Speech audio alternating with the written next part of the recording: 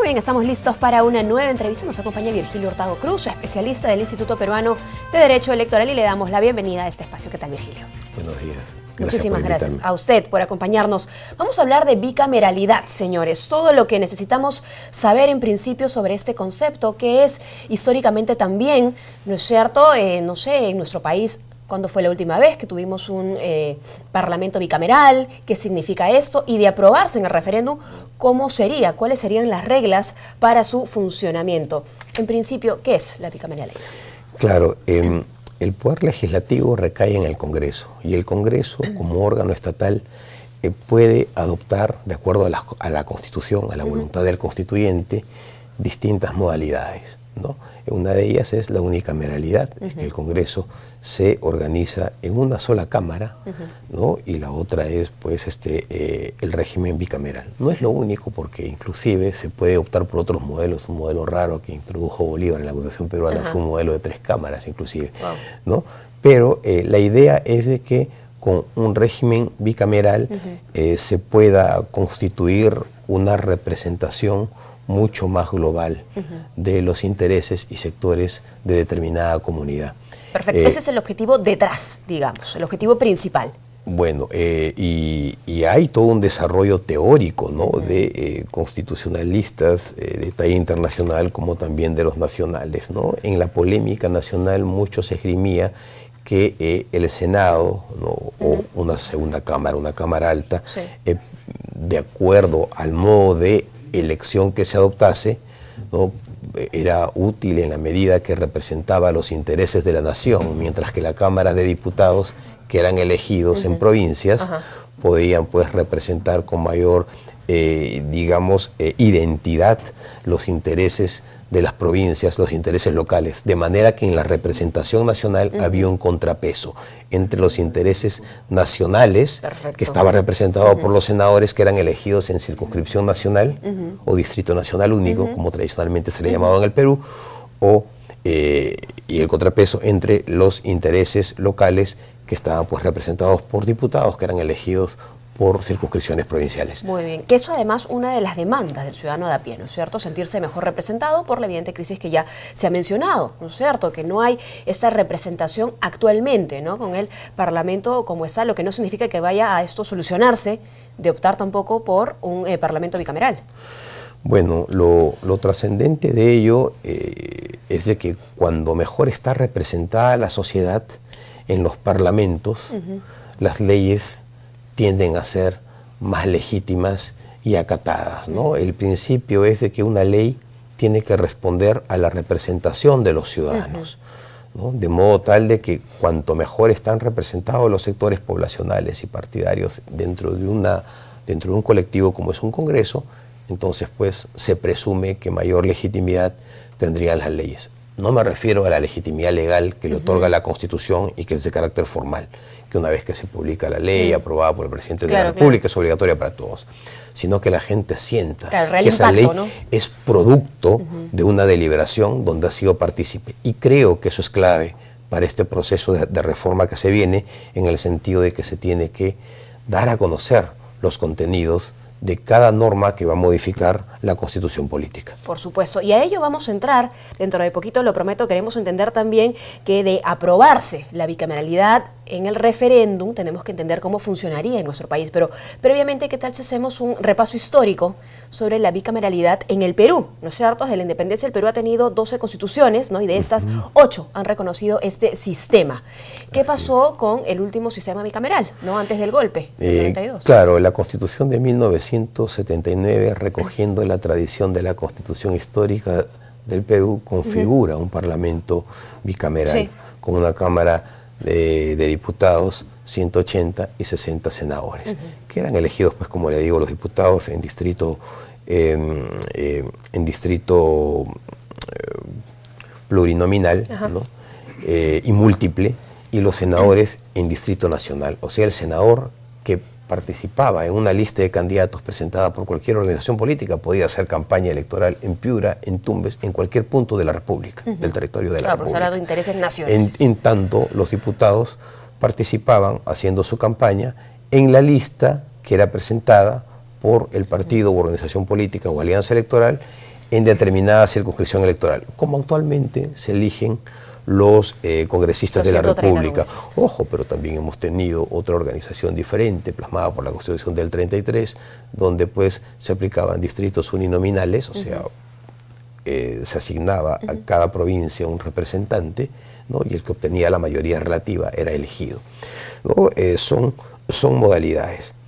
Y este modelo que adopta la Constitución de 1979, que hasta cierto punto se dice que consolidó un sistema de partidos por los 80, pues fue cesado por el golpe del 5 de abril de 1992, ¿no? Y que, como todos sabemos, se abrió paso a un CCD, un Congreso Constituyente Democrático, y en ese Constituyente y en esa Asamblea Constituyente Democrática se aprobó la Constitución de 1993, ¿no? Que entra en vigencia el último día de diciembre de 1993 y que pone en funcionamiento este Parlamento unicameral, que dicho sea de paso es un modelo que también lo aplica Ecuador, Israel, Bélgica, otros países en el mundo. Ahora, yo le consulto, ¿es un ejercicio necesario regresar, por ejemplo, antes del 92 y revisar cómo es que funcionaba este modelo bicameral? Bueno, por supuesto que sí. Si en la práctica consigue ese objetivo, ¿no? De porque si toda mejora, si toda reforma debe conllevar a optimizar el funcionamiento de las instituciones, los errores funcionales del pasado no tienen por qué repetirse. Y por eso es importante de que el Senado, en esta nueva configuración, tenga pues funciones diferentes, ¿no? Respecto a la Cámara de Diputados, ¿no? Como encargarse del proceso de antejuicio, que no se confundan las competencias, elegir a los altos funcionarios públicos, ser sede de revisión de las iniciativas legislativas, claro, ¿no? ¿Para qué? Para, digamos, optimizar también el trabajo de ambas cámaras, que sus integrantes responden a perfiles diferentes. No olvidemos de que van a haber diferencias en cuanto a los requisitos de elección, distrito electoral, circunscripciones electorales y sobre todo, ¿no? Que sea pues una división coherente y concordada del trabajo parlamentario.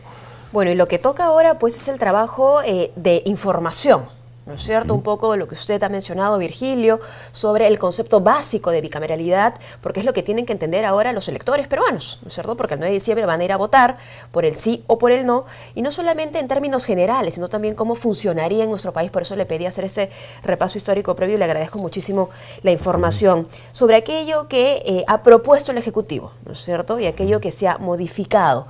¿Cuáles son las principales diferencias, empezando, por ejemplo, por el número de diputados y senadores?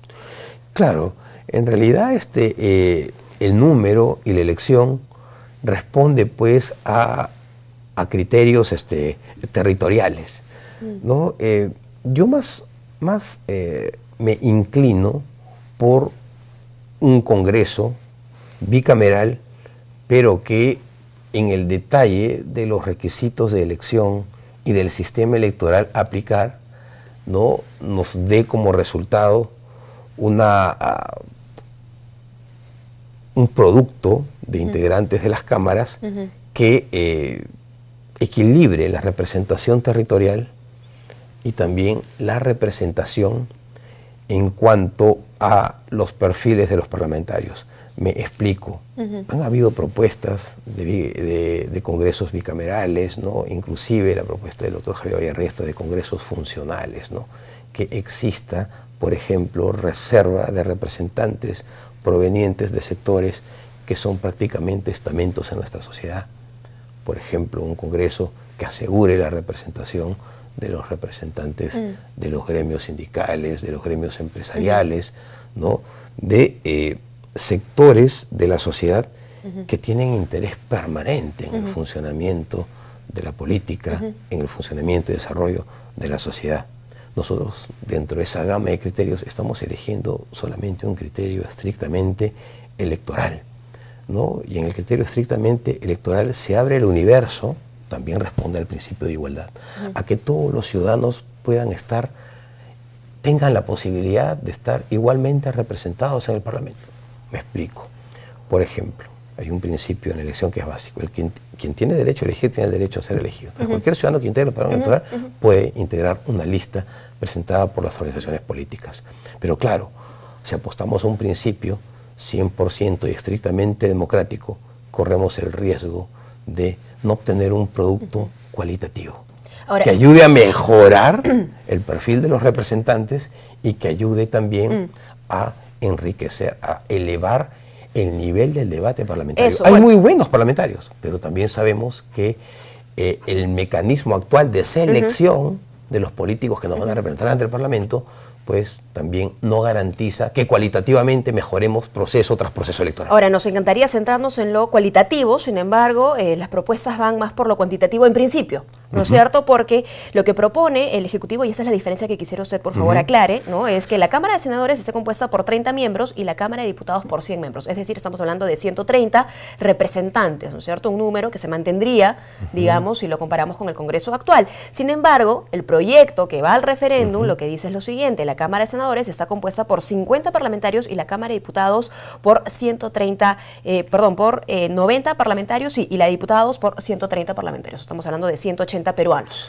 Tengo una posición muy particular sobre eso y te la voy a explicar, ¿no? En principio, ya el Perú, en su diseño institucional, ha elegido un modelo, ¿no? De tres poderes, de separación y de equilibrio de poderes, que está expresamente establecido en el artículo 43 de la Constitución. Entonces, ¿qué quiere decir?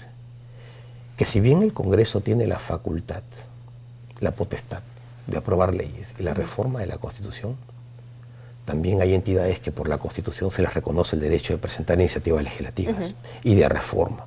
El artículo 206 es claro que como en este regula con mediana claridad que corresponde al Ejecutivo, al Presidente de la República, la potestad de presentar iniciativas de reforma de la Constitución.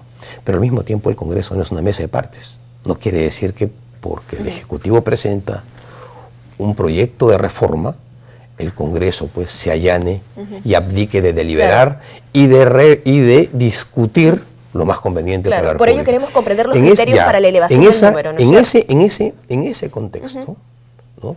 Es claro que, y inclusive desde estudios electorales de distintos expertos, el Perú vive una situación de subrepresentación. ¿Qué quiero decirles con esto? ¿Y esto se soluciona con más que los parlamentarios? 130, por supuesto, que los 130 congresistas no son suficientes para atender las demandas de representación, ¿no? De más de 20, 25 millones de peruanos. Con su criterio, entonces, sí se resolvería con más parlamentarios. Yo creo que en el debate ha primado, ¿no?, el tema de superar el nivel de subrepresentación que actualmente tienen los ciudadanos del Perú, ¿no? Subrepresentación respecto al Parlamento Nacional. Muy bien. ¿No? Entonces, ello, pues, evidentemente, es un aspecto del tema, pero lo cualitativo sigue todavía en discusión. Vamos a ello. Porque el incremento de parlamentarios no te garantiza que tengas un parlamento mejor. Vamos con ello porque no nos queda mucho tiempo. Para ser senador se requiere ser peruano de nacimiento, haber cumplido 35 años y gozar de derecho de sufragio y contar con 10 años de experiencia laboral o haber sido elegido diputado. Eso es lo que presentó el Ejecutivo. Sin embargo, lo que se ha aprobado es que para ser senador se requiere ser peruano de nacimiento, haber cumplido 35 años y gozar de derecho de sufragio. Es decir, se dejó de lado la experiencia, ¿no es cierto? La experiencia o haber pasado por el cargo de diputado previamente antes de ser senador. ¿Qué es importante? ¿Qué es importante? Por supuesto que sí, ¿no? ¿Por qué? Porque ese tiempo de experiencia, ¿no?, es un requisito, pues, que, por ejemplo, se le exige a los vocales de la Corte Suprema para ejercer el cargo y a otros altos funcionarios públicos, ¿no? Es criticable, por supuesto, que sí, ¿no? Pero es parte del debate, ¿no? Y en una democracia existen reglas para la aprobación de las decisiones públicas, que son las reglas de mayoría. Es como el Pleno del Jurado Nacional de Elecciones, por ejemplo, que cuando delibera y discute las causas, las controversias electorales, puede resolver las causas o por unanimidad o por mayoría, pero la decisión es válida. Igual pasa con el Parlamento, ¿no? No ha acogido ese requisito que podía incidir en una selección cualitativa de los representantes, ¿no? Y no es discriminatorio. ¿Por qué? Porque te pide 10 años de experiencia en lo que has realizado.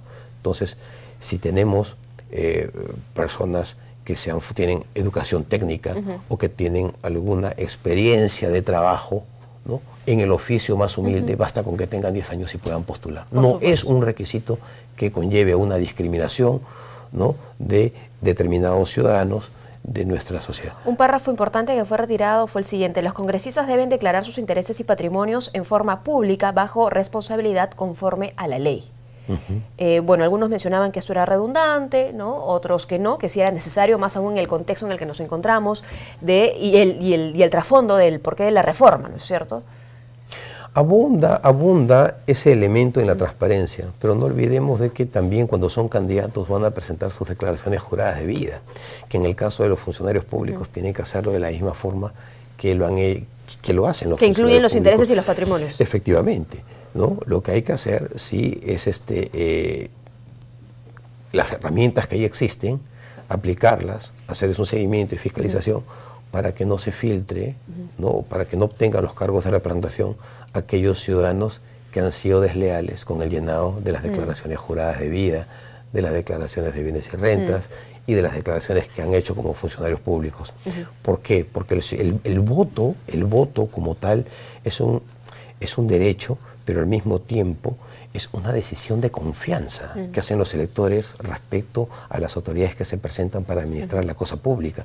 En consecuencia, el acto de confianza se construye también sobre un acto recíproco, de que quien nos va a representar actúe con la mayor transparencia posible, ¿no? Y que esa transparencia que nos revela sea un criterio racional para que podamos, como electores, entregarle la confianza a estos ciudadanos. Y cuando ello no ocurre, no solamente vienen las sanciones, los procesos de fiscalización y los procesos administrativos o sancionadores, sino que adicionalmente se destruye la democracia porque el ciudadano pierde la confianza en las autoridades. Bueno, y esa confianza tiene que estar pues cimentada, ¿no es cierto?, con muchísima información, y prometemos que, así como hemos estado conversando con usted, Virgilio, seguiremos hablando del tema porque queremos que el televidente y los electores en general sepan qué es la bicameralidad y en qué puntos es que se plantea para este referéndum.